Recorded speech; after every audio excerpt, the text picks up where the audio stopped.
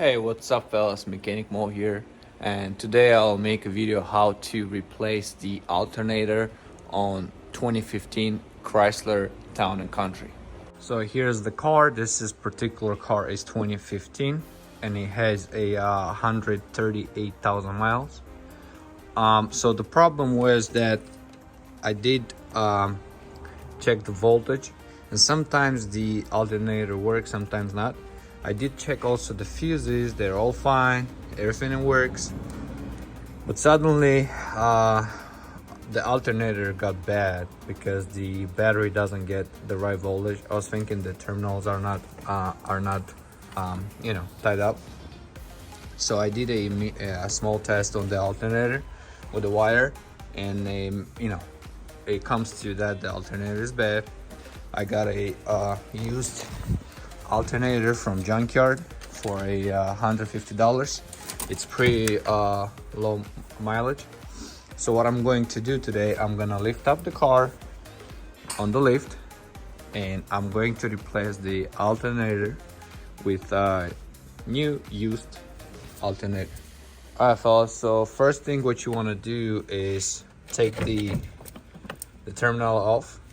So this way you want to make sure you're not going to have any connection from the battery, because once you start taking the alternator off, you're gonna remove the positive wire out of the alternator, and then if you hit the engine block or any subframe, you'll make a lot of sparks, which you know that. So that's the first thing what you want to do is disconnect the battery.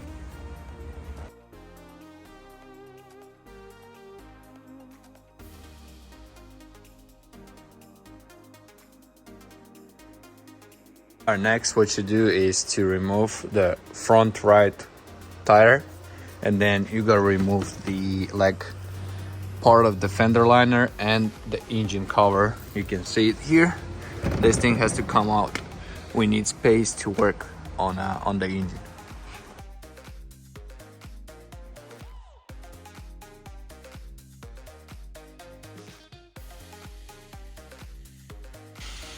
So we did remove the serpentine belt. The next thing what you're going to do is to unscrew the AC compressor, get the connector out.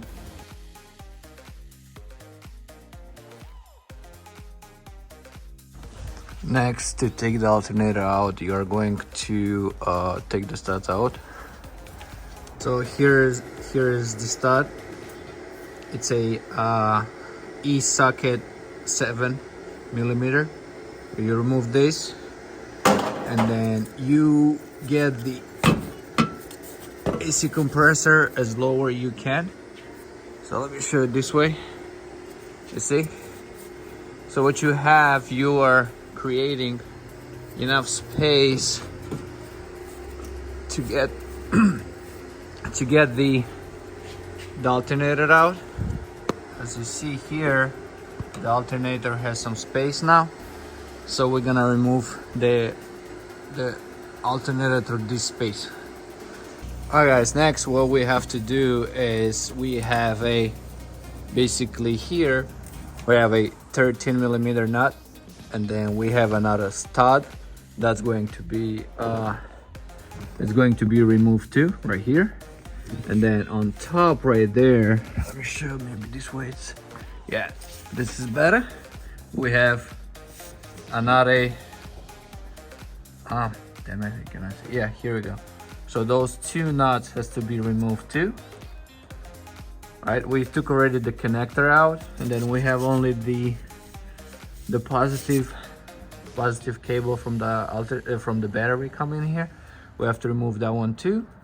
And then two nuts here and another one there. So basically I have three nuts, a stud on the left side and this nut.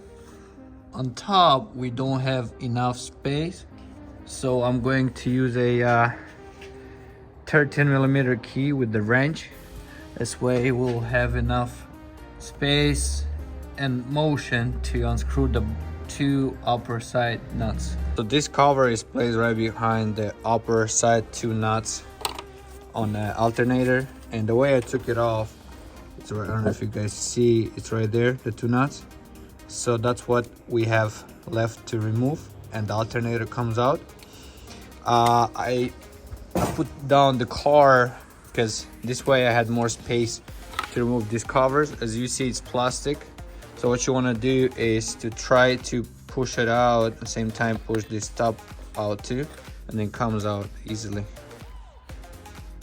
Alright guys, the last two bolts on top, everything removed, and now I'm going to use the same range, 13mm.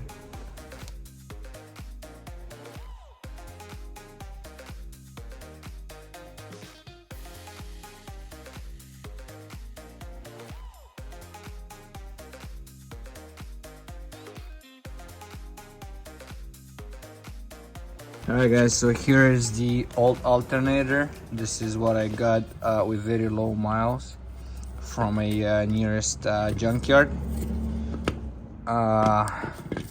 You want to make sure you put them next to each other and make sure they basically match. We can also check the part number, connector. So after you make sure they match each other, what we do is I'm going to install the new alternator back to that place, put everything back together, and finish the car. That's it. Jump box disconnected. That is the right voltage. That's what you want to have in your car. Alright guys, the car is ready. Hopefully this video helped you out to fix your own car. If it did, then don't forget to leave a thumbs up, subscribe, and wait for a new video. That was Mechanic Mode. Bye.